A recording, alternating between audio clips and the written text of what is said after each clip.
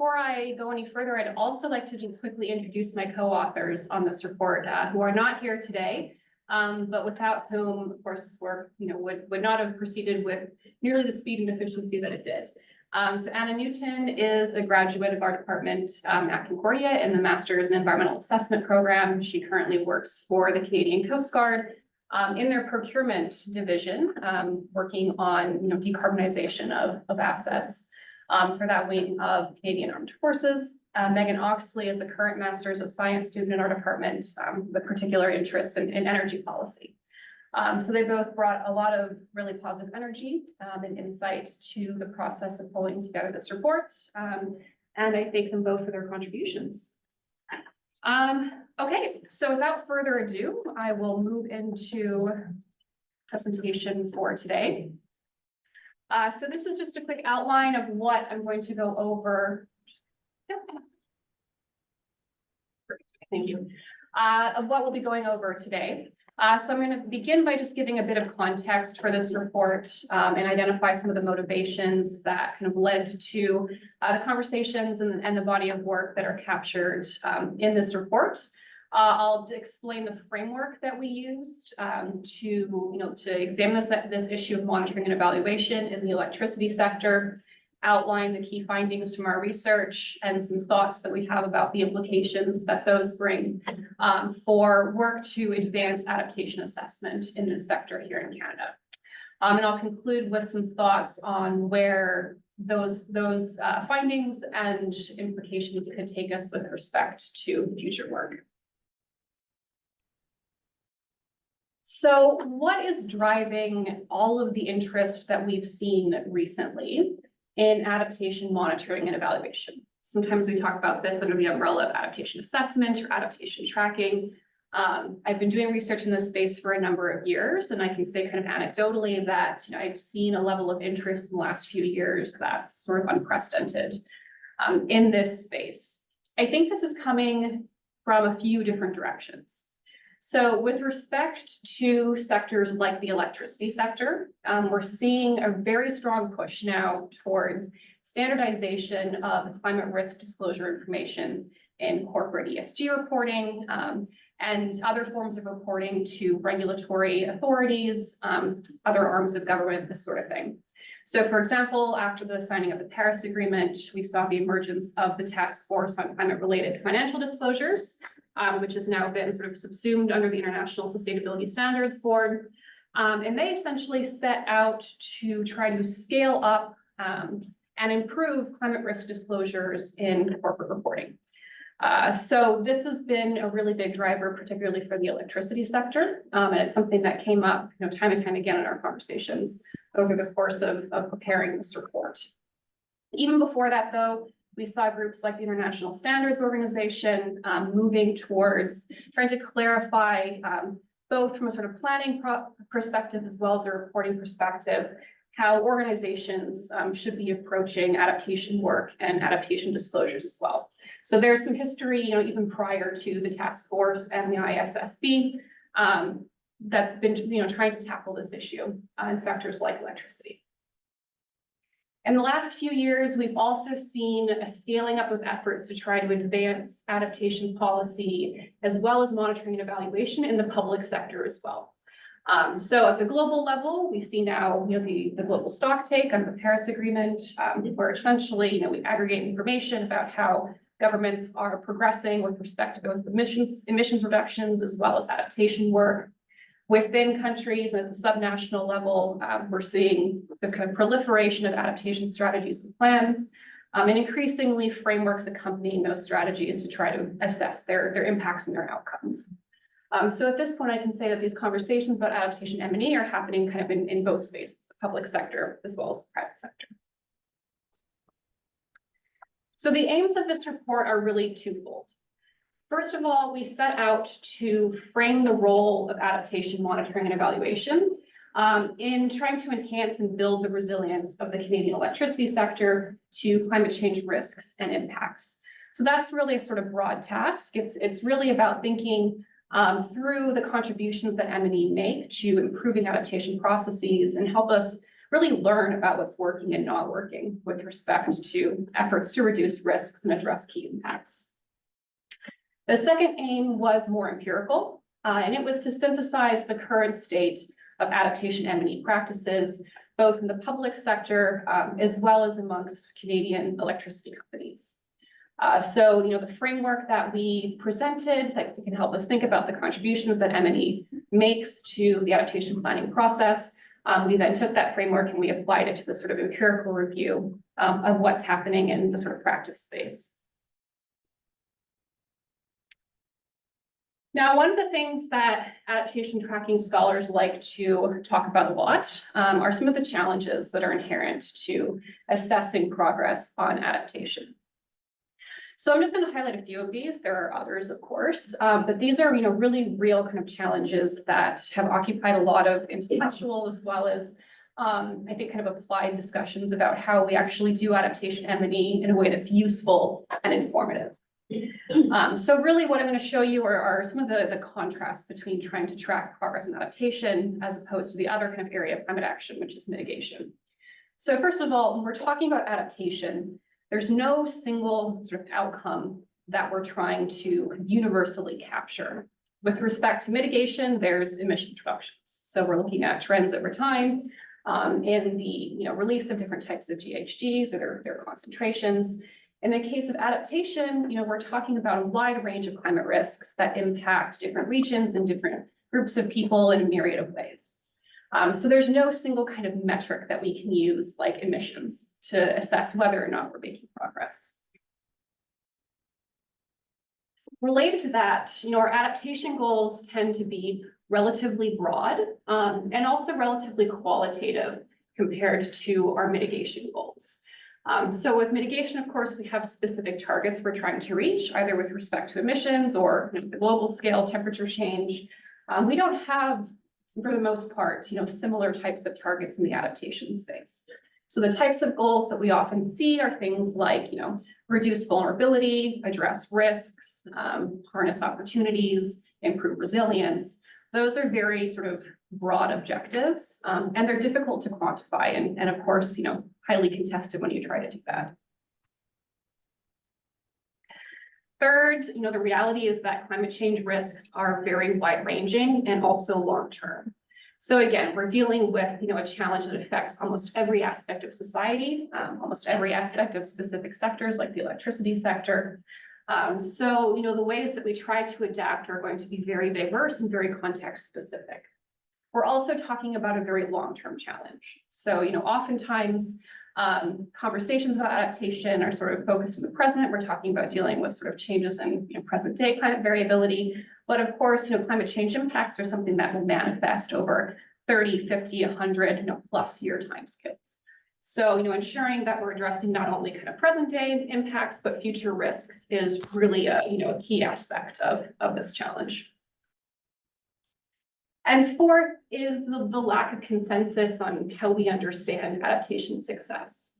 So I've used this term contested already, but the reality is that because adaptation is such a kind of complex and diverse space, there are a lot of different views on what it means to successfully adapt to a changing climate. So, whereas with mitigation, we have a bit more sort of clarity and even consensus on that, we want to reduce our emissions now to zero.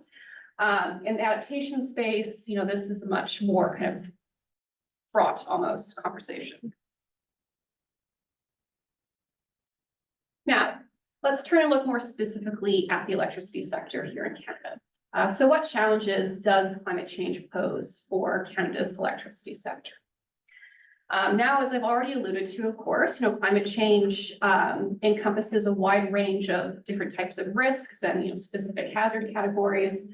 Canada is a very large country, so the impacts of climate change are regionally diverse, and the specific ways that electricity companies will be affected by those changes will vary as we look at different regions across the country. But in general, we know from decades of research that's been done in this space that climate change hazards are impacting nearly every aspect of the electricity sector, from energy production, energy demand, transmission, as well as distribution of electricity.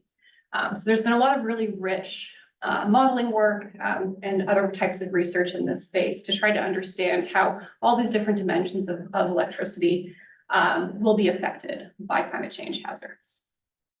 Now, the consequence of all of those changes are, of course, in material terms, very high direct as well as indirect costs. So we talk a lot about the direct costs that come from these types of impacts. So that's, for example, damage from extreme weather events. But there are a lot of other indirect costs that we need to think about as well. So, where there are power disruptions, for example, that cause things like school closures. We see a loss of economic productivity as, folks have to stay home, try to work from home, or care for their kids who aren't in school. So, we know when we total up all of those costs, they're very, very significant. Now, of course, in the midst of this, we're trying not only to sort of maintain present levels of energy security or electricity security in Canada, but we're also trying to transition this whole sector towards electrification. So in the midst of dealing with all of these pressures, we're also kind of making this change in a way that's going to put significant demands on the electricity sector to meet growing demand for clean electricity into the future. So there's a sort of dual challenge there of trying to enhance the resilience of what we already have, as well as meet growing future demand. So for all of these different reasons, and many others, I'm sure, electricity or the energy sector more broadly has been seen as a really critical sector for adaptation here in Canada. It's identified as such in our new national adaptation strategy.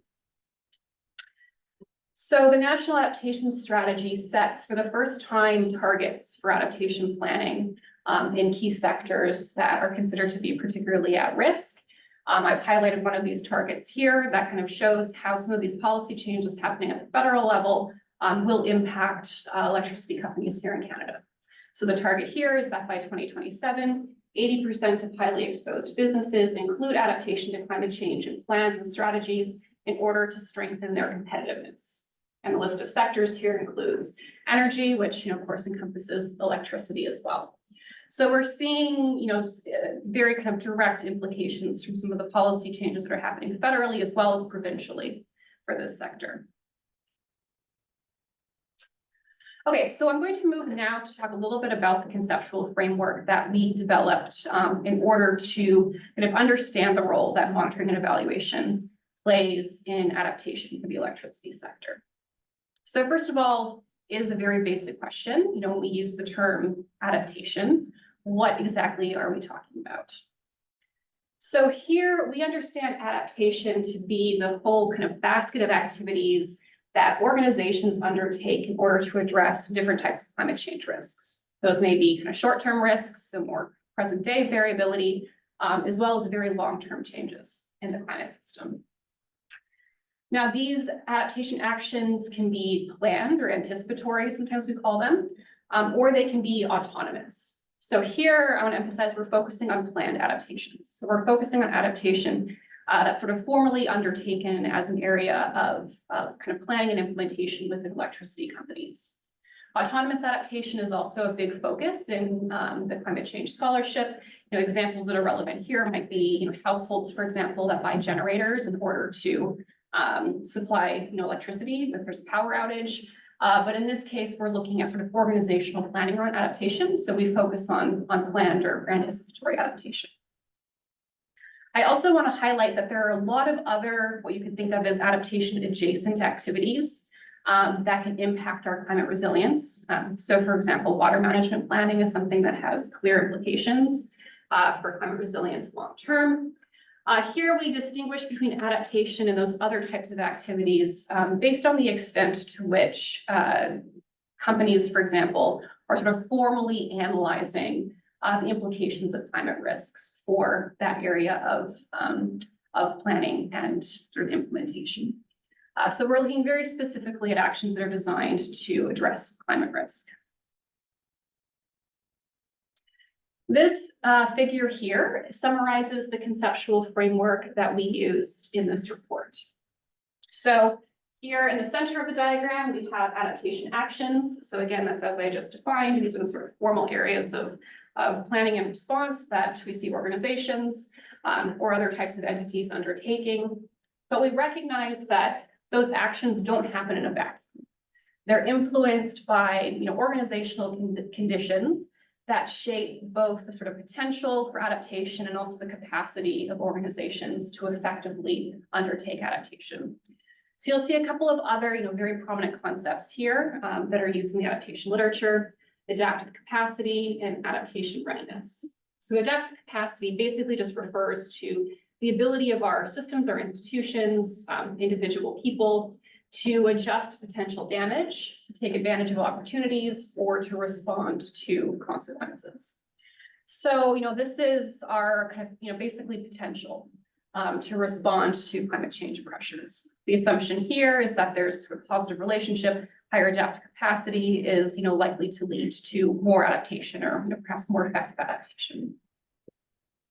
The challenge with adaptive capacity, of course, is that it's sort of theoretical. We can't assume that just because an organization has high adaptive capacity, they will undertake adaptation. There are all sorts of barriers or constraints that we know can limit the ability of organizations to undertake adaptation. So this idea of adaptation readiness tries to kind of link those two dimensions of this framework. Readiness is the extent to which human systems, including companies, for example, are prepared to adapt, providing an indication or a measure of the likelihood of adaptation taking place. So in addition to having kind of capacity, is there leadership on adaptation? Is there funding in place? Are there staff that have the sort of resources and skills and expertise to lead on adaptation portfolios? So are all of the sort of, day-to-day building blocks in place that will help organizations to adapt? And of course, in the end, what are we trying to accomplish? Our outcomes here, which we identify quite simply as improving resilience and reducing vulnerability. So again, those are very kind of big concepts that we see commonly identified in adaptation goals across policies, as well as organizational frameworks. This figure may look very familiar to those of you who have studied public policy in general and adaptation policy in particular. This is basically a visualization of how we commonly think of the adaptation process or the adaptation cycle.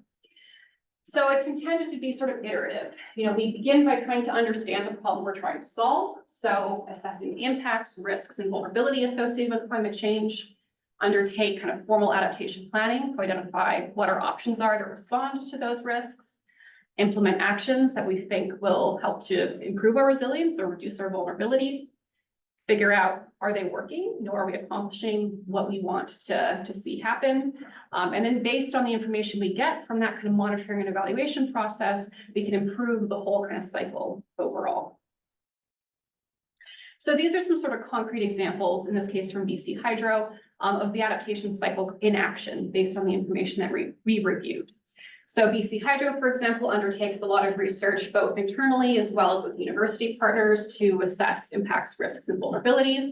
So for example, impacts on snowpack and water supply, reservoir inflows, hydrological scenario modeling, this sort of thing.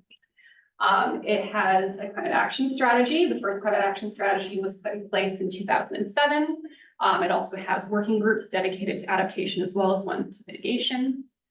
It undertakes various actions aimed at addressing those risks and trying to improve its resilience. So here's just one example here of the use of different types of automation devices in order to identify and very quickly respond to power outages.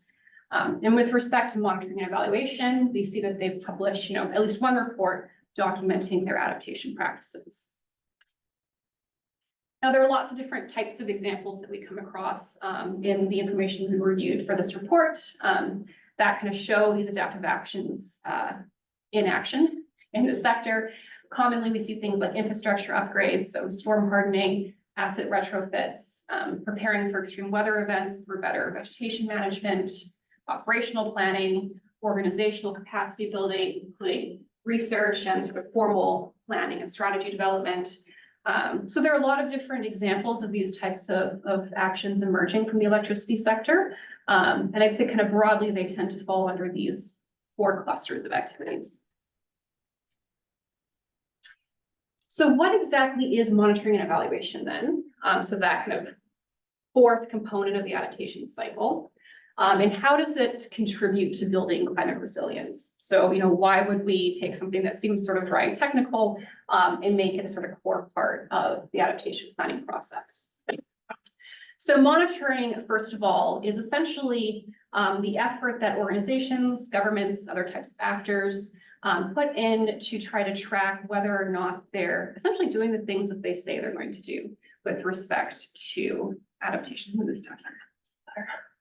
Yeah. So are they on track essentially to reach the benchmarks or the goals, the targets that they've set for themselves? Oftentimes, this is very much focused on tracking kind of activities. So how much money is going towards certain priorities, what new programs have been developed, what percentage of some category of infrastructure has been upgraded. Evaluation is getting more at the outcomes of all of that work. So in the end, the kind of basic question, are we actually improving our resilience to the risks that we prioritized? Are we seeing that our vulnerability is being reduced over time? So monitoring is a bit more sort of process oriented, and evaluation is more, emphasizes more the outcomes of adaptation. So in the end, M&E is really about trying to understand whether our adaptation responses are actually effective, if they make efficient use of scarce resources, if they're equitable with respect to who's benefiting from these efforts, in doing things like reducing our risk, improving our resilience, harnessing opportunities, and avoiding harm. I will, as sort of a side note, say we tend to focus on that avoiding harm aspect of adaptation, but harnessing opportunities can also be a really important aspect of this work. So there are various frameworks that have been proposed for how to monitor and evaluate adaptation. Some of them are very specific to different organizations or different types of or kind of formats of adaptation. So for example, in the international development space, frameworks to monitor and evaluate kind of project level adaptation work. We took a bit of a more holistic view on monitoring and evaluation. So we do kind of document the wide range of techniques that we see examples of in these specific frameworks. So things like scorecards, sets of indicators, different types of self-reporting mechanisms. But our aim here was to really kind of understand from a bigger picture perspective how monitoring and evaluation can support efforts to build resilience in key sectors like electricity. One of the things that we note is that, despite the kind of proliferation of frameworks around M&E, we tend to see that there isn't a lot of actual kind of formal institutionalization of monitoring and evaluation, both in the public sector from governments, as well as in the private sector amongst companies. So for example, past research has found this as well. Very few countries actually have full adaptation monitoring and evaluation systems in place to assess their adaptation strategies. Now, this figure here is the conceptual framework that we apply to understand the role that monitoring and evaluation is playing in the adaptation process. So this is a framework referred to as the building blocks of adaptation M&E, which was originally developed almost 10 years ago now by Price Kelly et al. And it essentially identifies kind of 4 different components of monitoring and evaluation. And we take those components and essentially apply them to characterize monitoring and evaluation systems that are in place in the public and the private sectors. So first of all, here we have a sort of context for M&E. So, why are these M&E systems being set up? Is it, a government mandate, for example? Is it being driven by kind of internal interest in assessing progress? What's the defined purpose of monitoring and evaluation? What's the scope of what's actually being assessed within these frameworks? What are the specific design approaches and methods or indicators that have been included in the actual kind of methodological approach that's developed within these frameworks? Third, of course, very importantly, how are these frameworks actually being operationalized within organizations? So who's responsible for doing what types of procedures are in place with respect to data collection and analysis, how are resources kind of made available to support M&E, our staff being trained in new skills, for example. And fourth, of course, monitoring and evaluation is only as useful as we're able to learn from the results of these studies. So, how are findings from M&E frameworks communicated? With what frequency? Are they reported annually? Every few years, every 10 years? What's the timing of this? Are the outputs from monitoring and evaluation activities intended to support key milestones, for example, in plan making and implementation? And of course, what's the format of the deliverable? So, are we talking about reports that are being drafted and released? Talking about dashboards, for example, where there's sort of ongoing tracking of different indicators? How is information actually being communicated here? The research approach that we took happened in 3 stages. So first of all, we were looking at guidance documents of monitoring and evaluation to identify any that have kind of specific recommendations or guidance for the electricity sector. So we basically did a database search of major international as well as sort of overseas development organizations and identified, I think it was 35 or so guidance documents related to monitoring and evaluation that we then kind of selected for further analysis.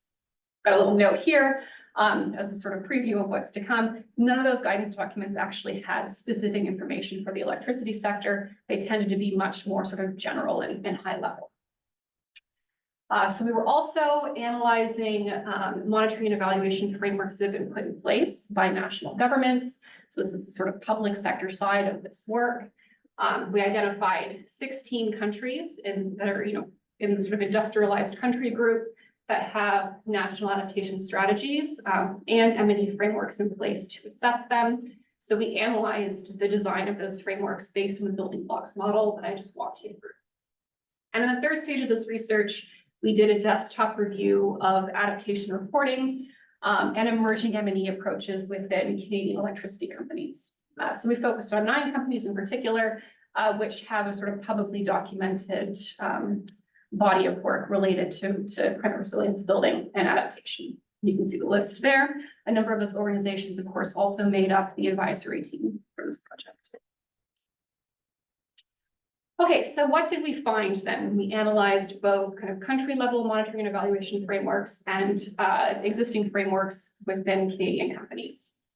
So as I've already alluded to, we didn't find any examples of electricity specific M&E frameworks when we reviewed kind of guidance documents and example frameworks from international and kind of foreign government bodies. So this suggests that we don't really have existing M&E frameworks for this sector that can sort of be taken off the shelf and then applied in the Canadian context. We see that the M&E frameworks that are in place from particularly national governments are in varying stages of maturity. Some of them are really just sort of monitoring action implementation. There are a few systems that also are actively evaluating the impacts and outcomes associated with those actions. But overall, M&E frameworks still tend to sort of emphasize the processual dimension of adaptation. So how different types of activities are being implemented rather than the risk and vulnerability outcomes that we're getting for all of that work. That's something that is surprisingly common in the scientific literature as well. We have relatively limited empirical evidence about how our risk and vulnerability are actually changing as a result of our adaptation efforts. 4th, we identify a huge number of indicators that are being used in the design of these different frameworks. So this was a point of particular interest for the advisory team, what types of indicators are being used for adaptation M&E. What we see is that it's a very diverse space. So there's no kind of single set of indicators that are standardized and that lots of different organizations are using. If you look at Appendix C of this report, you'll see an example of that. We pulled just half a dozen organizations and catalog the indicators that they use for adaptation M&E, and the list is enormous.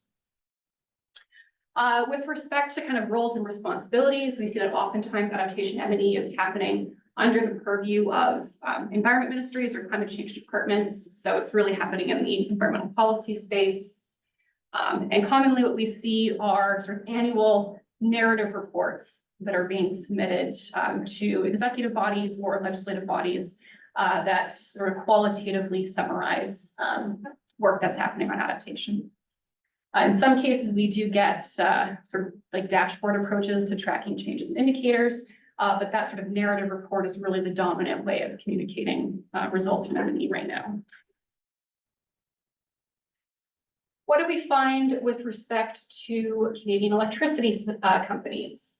So one of the first kind of observations that struck us as we were reviewing at least publicly available reports from electricity companies is that adaptation work has really gotten underway, particularly in the last few years. So we've been seeing work happening around kind of emissions reductions, now net zero targets for a number of years in this sector.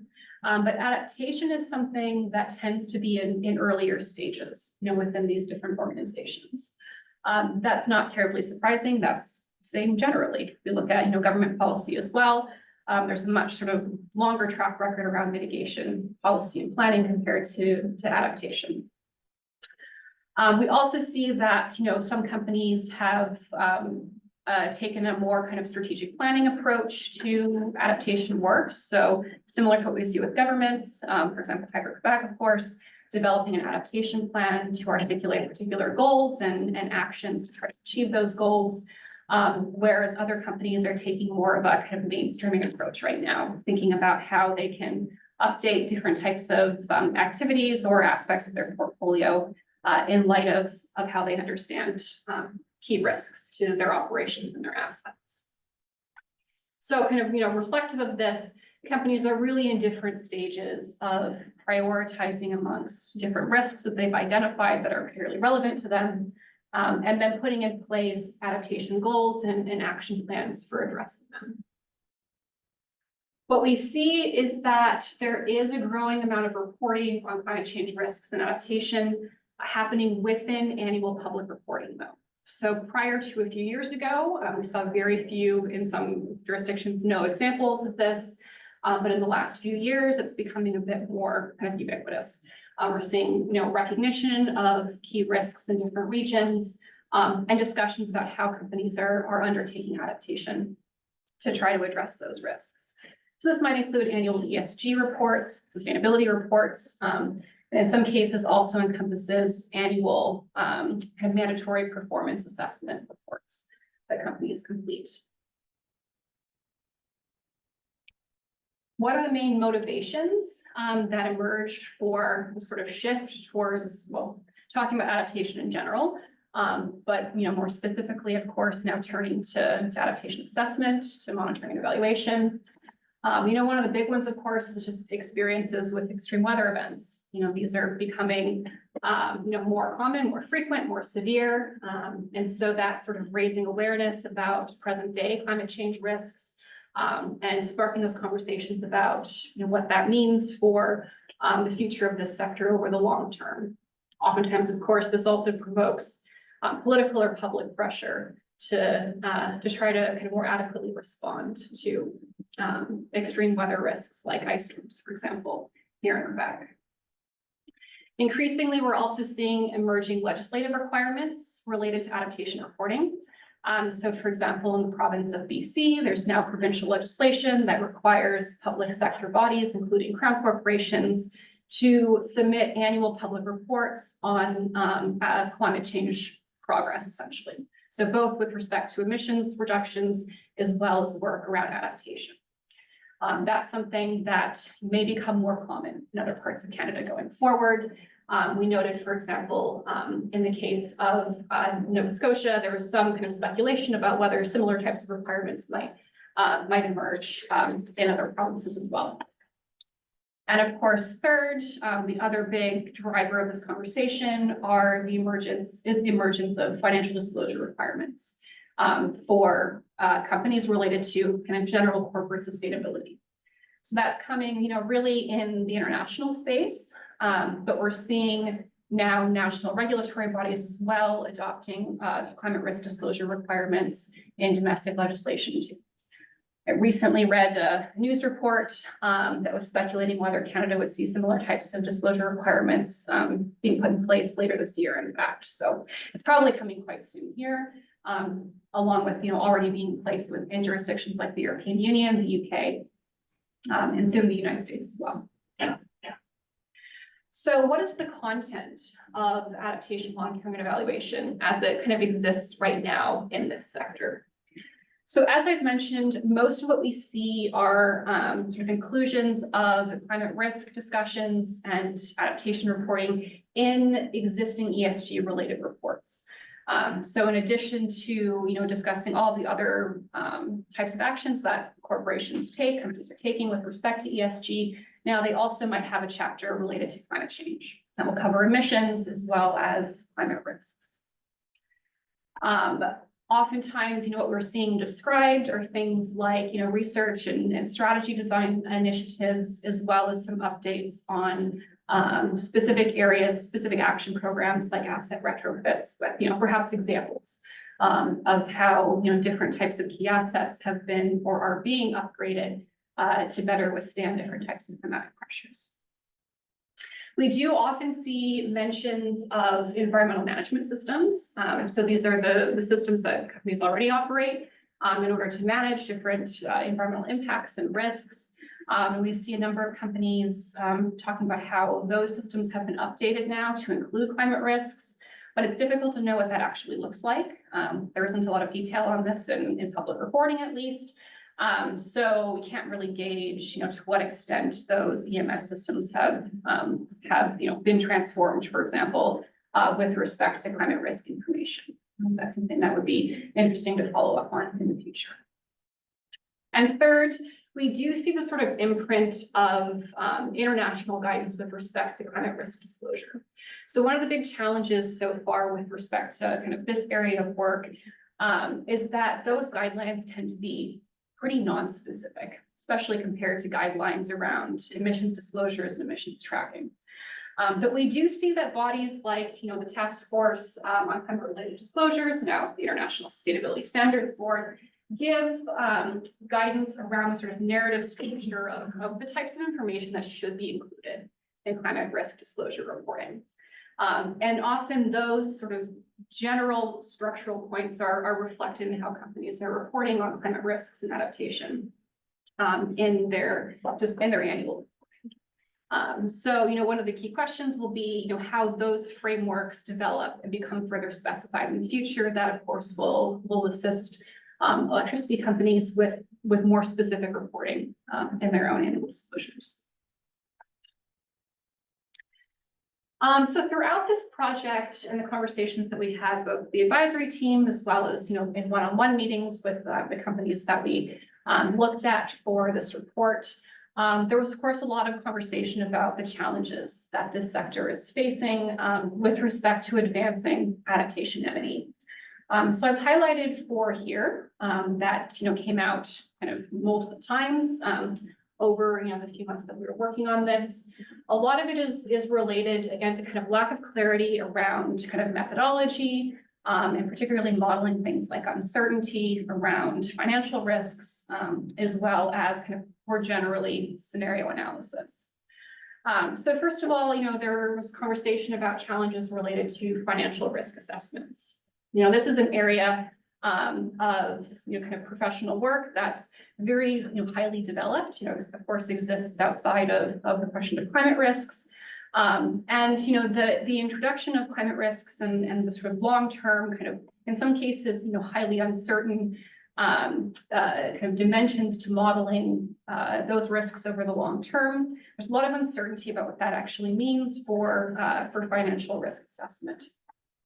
So that's something that, I suspect we'll see over the next decade or so, efforts to kind of improve methodologies and standardization of approaches to both trying to assess financial risk as well as, reporting on it. Related to this, standardizing methods for scenario analysis and uncertainty modeling.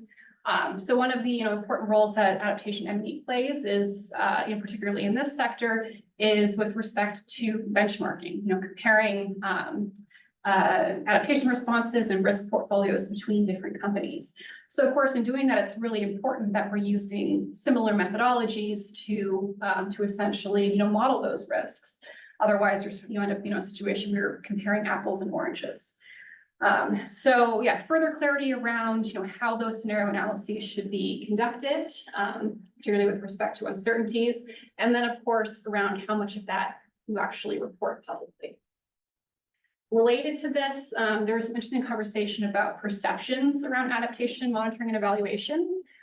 In particular, because a lot of the guidance in this space tends to be fairly high level and not very specific, there is perception that it's a sort of weaker area of monitoring and evaluation and disclosure compared to, for example, disclosures related to emissions or other areas of risk reporting. So, that's not totally ungrounded, right? As I've sort of gone over, a lot of the guidance that we have in this space is fairly general, and both governments and companies struggle with how to actually apply that in a meaningful way in their own operations. So, this is an area where hopefully we're going to see progress in coming years now that we're having this sort of broader conversation about the importance and the value of assessing adaptation work. Fourth, and I think this kind of point reflects all three of the prior points. All of this, comes to bear on the incentives that companies have for disclosing the results of their risk assessments. If we're not kind of operating on sort of an equal playing field where everybody, all companies are assessing their climate risks in a similar fashion, you can end up in a situation where, some companies have very detailed risk analyses and a lot of information, other companies have less information. And there's a sort of disincentive to kind of fully disclose or more completely disclose that risk information if, other companies aren't also doing that. So all this sort of points to the role, both of technical bodies in further developing some of these standards and guidance tools, as well as governments for, setting kind of clear regulatory expectations and standards around climate risk disclosure as well as adaptation reporting. So implications of what we found in our reviews. So in general, we're not really seeing adaptation M&E being used to its fullest potential right now. That's the case in both the public sector as well as electricity utilities. Again, this is a space where we've seen relatively recent kind of deep engagement. So I think in some sense, it just reflects that we're in sort of early days of adaptation monitoring and evaluation. That being said, that means that, hopefully over the coming years, we see, much kind of deeper engagement and recognition of the value that monitoring and evaluation brings to improving adaptation over the long term.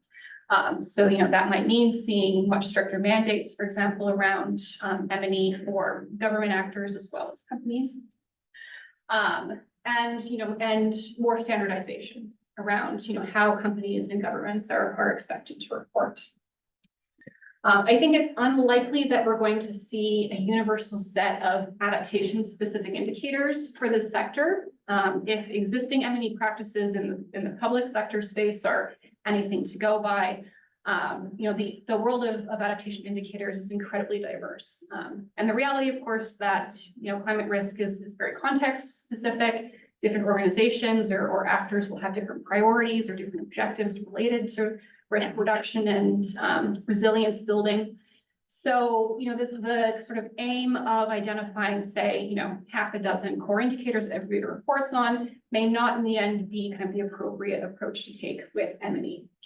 One avenue that does seem to hold potential here, though, is to take all of the existing indicators that electricity companies already collect data on and report with respect to kind of overall performance. And link those very explicitly to climate risk scenarios and resilience and vulnerability reduction goals and targets, so that we can think about performance and what levels of performance we want to see in the context of climate change pressures. And in that sense, sort of link some of the work that companies already do to collect and report this data with adaptation planning and risk prioritization.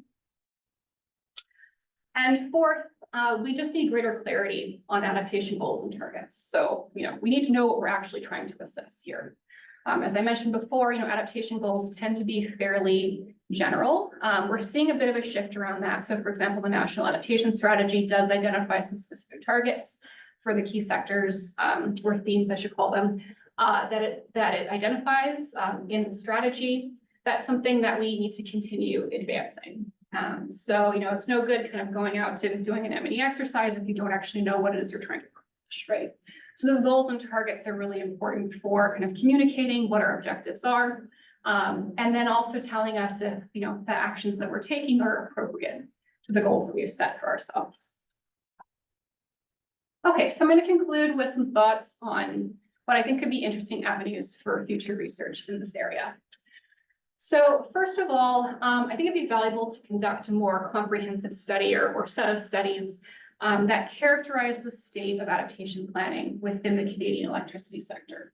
So again, one of the really kind of fundamental questions that we ask, before we even get to questions of how to design an M&E framework is, what is it that we're actually trying to assess? So, what activities, what types of goals and targets are in place that we need to, evaluate the consequences of. What risks are we prioritizing? How are those reflected in formal goals or targets? And then, are the action pathways that are emerging from different companies kind of suited to those goals and targets? So all of that kind of empirical information can help us figure out what a sort of useful M&E framework looks like for different companies. Second is to look more closely at how M&E frameworks can meet multiple objectives, while of course, minimizing the sort of resource burdens that adding kind of, yet another set of responsibilities can bring to organizations. So we may see that there are kind of multiple reporting and disclosure requirements that emerge, for example, here in Canada, perhaps from financial bodies, led by groups like ISSB, as well as provincial or territorial governments. So are there ways of kind of hitting multiple birds with one stone, essentially, and the way that these companies approach adaptation monitoring and evaluation? And related to this, how can we ensure that the M&E work that's being done isn't just a sort of box checking exercise, but that it's useful, of course, externally for meeting reporting requirements, but also internally, so that it helps companies improve on the adaptation actions that they're undertaking. Third, advanced multidimensional approaches to assessing adaptation actions and outcomes. So we note that most of the M&E reporting that's happening right now is largely focused on kind of the implementation status of different types of actions. We can push the frontier here more, and particularly in the evaluation space, work to better understand kind of the implications of those activities for vulnerability profiles and resilience building. So again, can we link existing performance metrics that we have for the electricity sector to adaptation goals?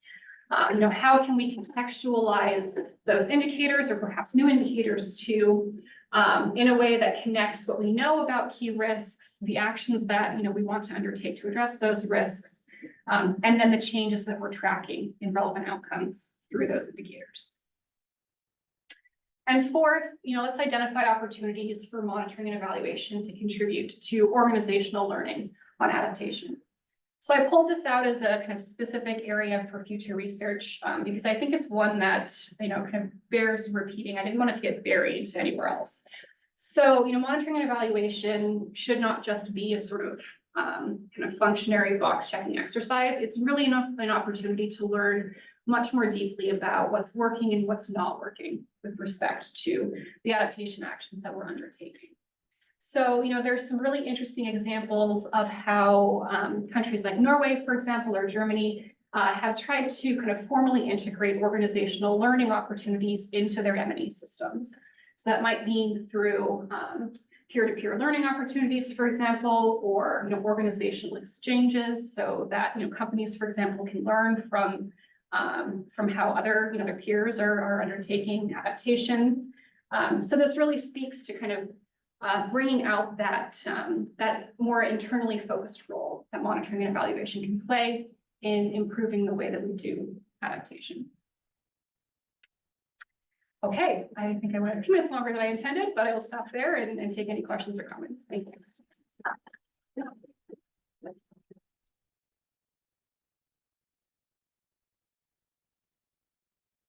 Great. So thank you everyone for your attention.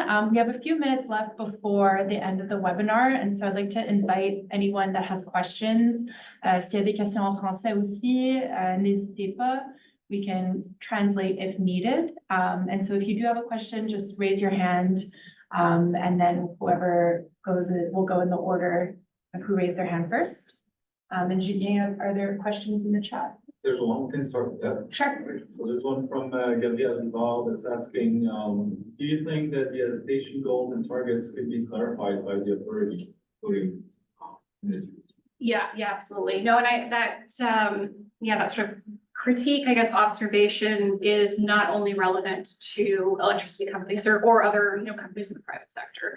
It's the same challenge in government-led adaptation planning as well. And we see this again from sort of a global scale with the very big picture global goal and adaptation that we have now through to, the way that we commonly see adaptation goals articulated in national or, provincial territorial, for example, adaptation strategies.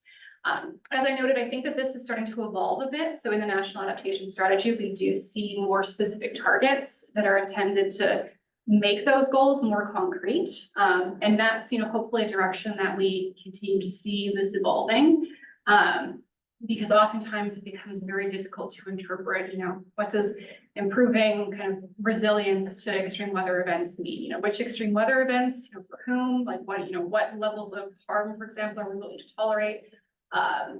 So yes, in general, I think this is an area that that we need to see a lot more kind of specificity around. Thanks for the presentation, super clear, very good. Maybe two questions. You mentioned that for the moment, monitoring and evaluation was very much focused more on processes or plans in place or whatnot.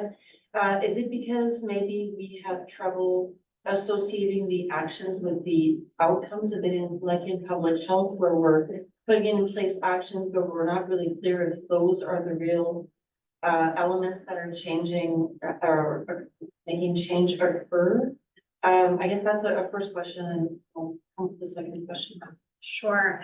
Yes. No, I think that you're spot on there. So one of the kind of best practice recommendations that we see in M&E guidance frameworks is that, particularly when organizations are using indicators to assess progress, there needs to be some sort of logic model or theory of change model in place to, first of all, interpret what changes in those indicators, the values actually mean, like what it's telling us, and also to tell us how they're interconnected with one another.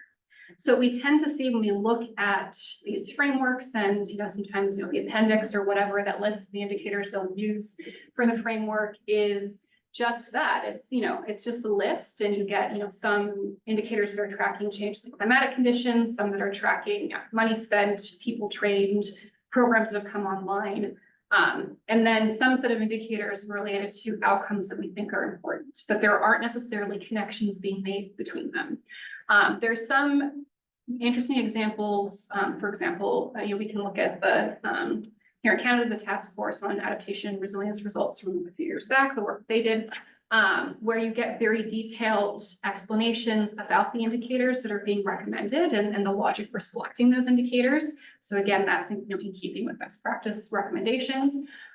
But yeah, the challenge then becomes, again, kind of moving between indicators. So it's not just understanding, why that indicator itself is important, but how it fits into the other, 20 or however many have been identified. So again, that's sort of universal limitation that we see in existing frameworks. And your second I question. can move to another question, but if there are other questions, I'll let others. There's more coming in the chat. There's one from Kevin that's asking, do you think that electricity infrastructure is in the back are now? Excuse me, to support the electricity vehicle in the scenario, basically the electric vehicle in the scenario that where everybody would change the cars for electric cars. Or do you think that public institutions will have to create more electrical infrastructure to go this way? Yeah, well, it's not exactly my area of expertise, but my understanding based on models that have been run looking at kind of future electricity demand is that no, we don't have adequate infrastructure and supply right now, both for electrification and transportation, as well as electrification in industry as well. So yeah, that is, certainly a key priority that Hydro-Quebec has been tasked with tackling and kind of creating that new electricity supply, clean electricity supply, I should say, has been identified as a big priority of the province. But yeah, others would be better placed to kind of specifically comment. Was also a comment that it was not really a question, but I think it could be an interesting question where a comment that was made in the chat was there being a disconnect between what information is available internally to public or private companies versus what is being disclosed. Yeah. And whether there might be a disconnect in our perception of the level of adaptation Yeah. organization versus what they are actually doing, Yeah. right? Either positive or negative, where they're more adaptive or less adaptive Yeah. than they are. Yeah, and that's a limitation of this report that we talk about in the full report. So of course, if anybody wants more detail, I encourage you to check that out. So in this, given the timeline that we had for completing this report, we didn't have we didn't have the capacity to also analyze kind of internal documents from electricity companies. So that is a big open question, is to what extent the kind of public reporting that we have gives a sort of complete picture of all of the work that's happening across these organizations. I suspect that there's a lot of work that's happening that's being done internally, and there are issues related to kind of information privacy, proprietary information, which is why it's not included in public reporting. But that is one area where future research can certainly delve into a much greater depth. I think is doing that sort of internal document analysis and more kind of one-on-one in-depth interviews as well to get a more complete picture, a comprehensive picture of what companies are doing.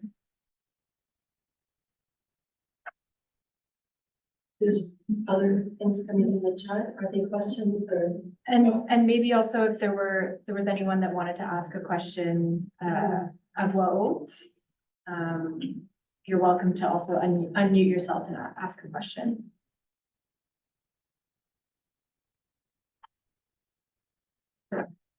Not I can go ahead with another one. If I understand right from Trevor James here, wondering between the relationship between the bodies that are developing the standards for reporting and versus basically for instance the international agreements on reporting. So is there a good, my understanding of this question, is there a good cohesion and coherence between international requirements and bodies that are actually responsible for developing and enforcing the reporting requirements?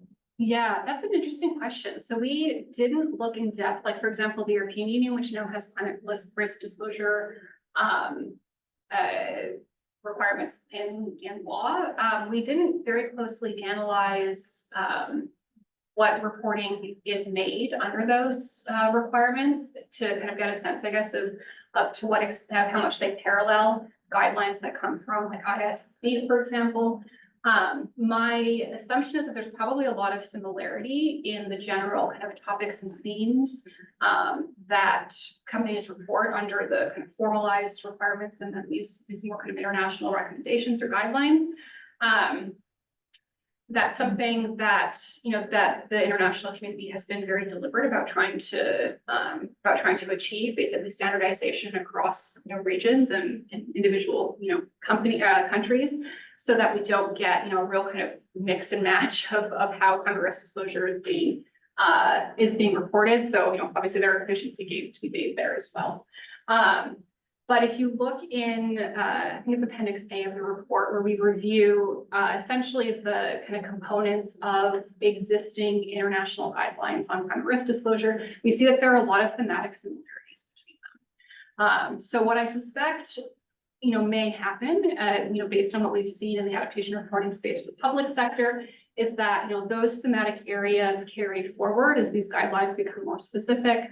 But hopefully we get to much stronger standardization and detail about what exactly is reported under those different thematic areas. And then in the case of things like scenario modeling, that we get more standardization around the sort of practice of how that work is done.